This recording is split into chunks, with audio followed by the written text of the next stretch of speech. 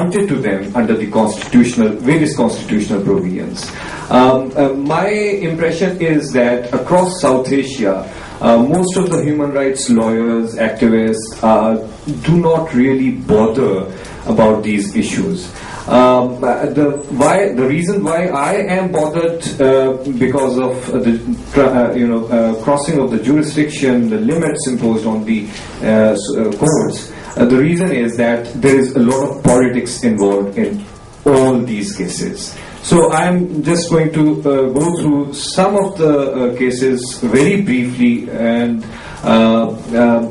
try to show you how the Supreme Court of Pakistan is actually playing a certain kind of politics and how it is actually harming the cause of human rights in Pakistan.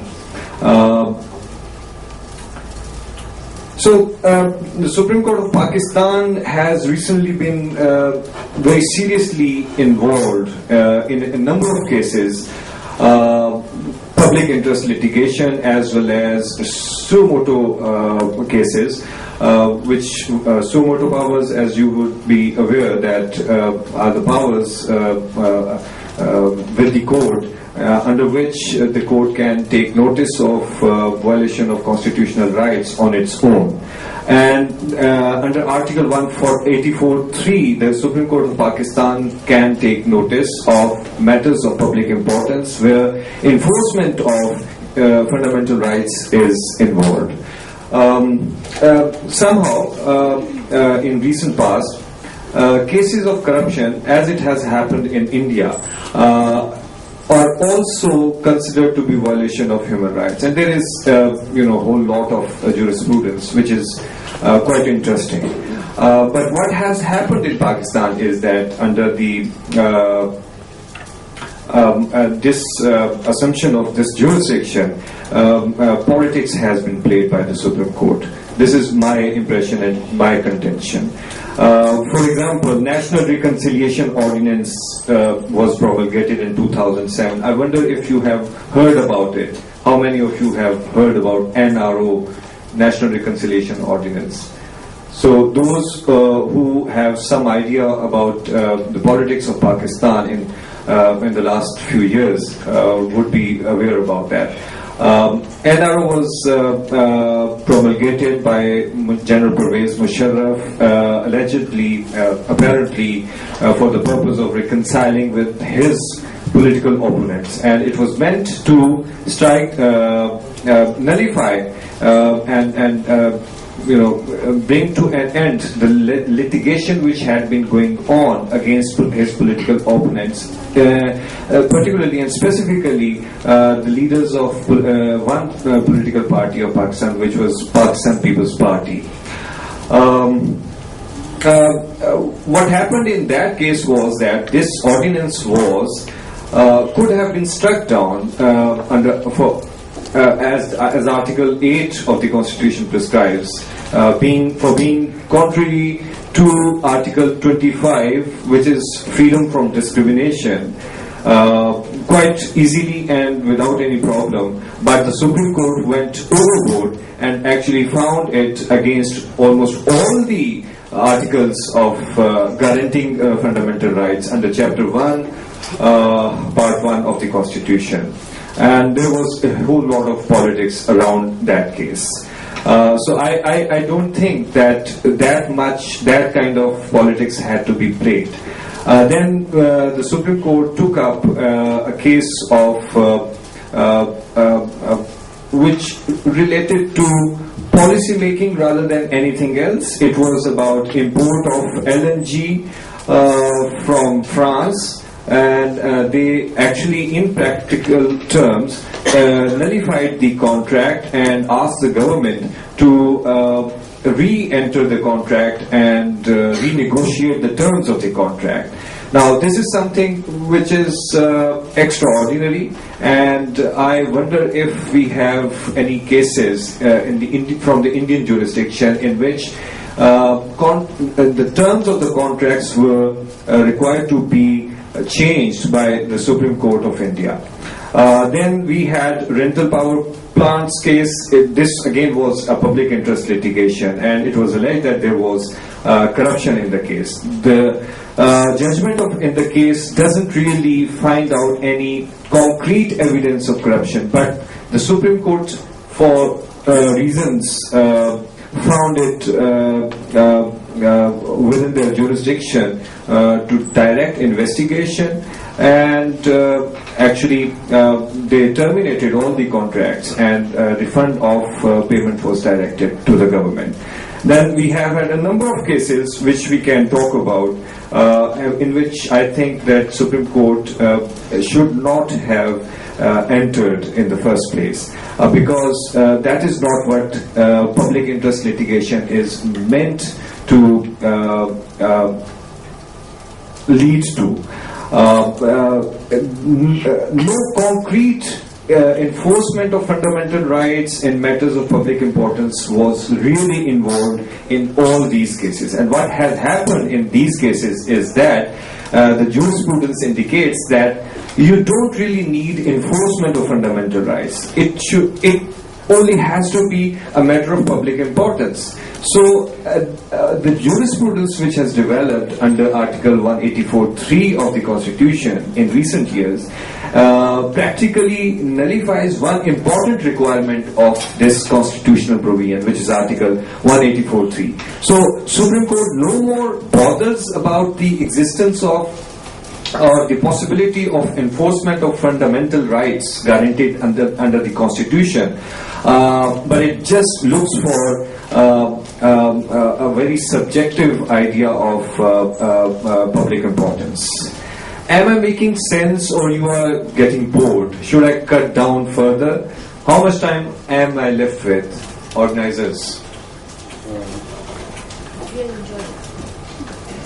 10 minutes? 5 minutes? Okay. Okay. I thought maybe some of you are wondering if you really need to know all these things. But let's move on. Then Supreme Court has not been found to be acting in the public interest so far as the cases of public interest litigation regarding the role of the armed forces are concerned. For example, there was a public interest litigation matter brought up before the Supreme Court of Pakistan, in which it was prayed that the government of Pakistan be directed that the government would not retire and the term of the Chief of Army Staff and the Inter-Services Intelligence Agency, which is the premier intelligence agency of Pakistan.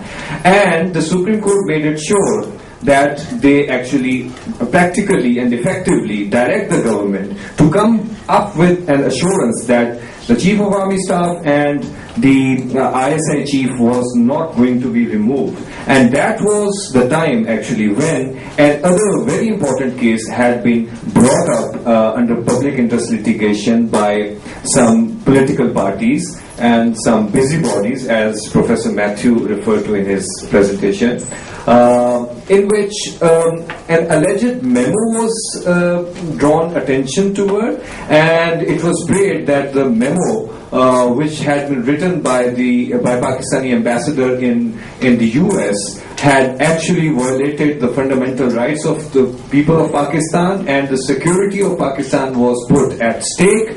And since security of Pakistan was put at stake, the Supreme Court had the jurisdiction under Article 184(3) to take up the matter and make appropriate orders. Supreme Court of Pakistan, as Professor Matthew told you, that the Supreme Court of India can make committees or commissions for the purpose of inquiry into certain matters of fundamental rights. Supreme Court of Pakistan also made a commission comprising 3 judges to inquire into the matter, and it caused a kind of a crisis-like situation, actually a real crisis in Pakistan, because the matter actually was a very, very political matter. It had no fundamental rights issue involved. There was no public importance issue so far as fundamental rights of the people of Pakistan was concerned. And it was in any case not justiciable. And the Supreme Court ordered for a commission comprising 3 judges who came up with a decision after the inquiry that they conducted, and they found and they almost effectively declared the Pakistan ambassador in the US a traitor. So this is something which is also quite extraordinary, and this has happened only recently in the year 2011 and early part of 2012. And then of course there are other cases which I have just listed down, but we can't discuss them due to paucity of time. In the meanwhile, since 2007-8, the Supreme Court of Pakistan has had bad relations with the Parliament as well. And I say bad relations with the Parliament because Supreme Court has been transcending its jurisdiction and actually trespassing into the Parliament's jurisdiction. Why do I say so? And unfortunately, this has been done under the public interest litigation, which has been brought to the Supreme Court of Pakistan. For example, the 18th Amendment, which was made with consensus among the various parties represented in the Parliament, it was challenged before the Supreme Court of Pakistan in PIL, and the Supreme Court of Pakistan, despite the fact not having jurisdiction, took this matter up and almost threatened the Parliament to strike down very important components of the amendment, which put Parliament on, almost on a notice, and the Parliament had to act on the direction of the Supreme Court. There was, in that case, argued that the fundamental features, the basic features of the Constitution of Pakistan had been violated by the enactment of the 18th Amendment. And this was quite comprehensively argued in the case by the petitioners' counsels. And the cue was obviously taken from the Indian jurisprudence, especially the Kesavananda case, Kesavananda Bharti case of 1974, I believe. Again, in Pakistani jurisdiction, if the basic structure doctrine is applied, it can be very, very dangerous, because our constitutional framework is quite Islamic in its nature, and if it was accepted that the Parliament could not make changes to the so-called fundamental, the basic structure of the Constitution, it would mean that we would be stuck with the Islamic provisions of the Constitution, and as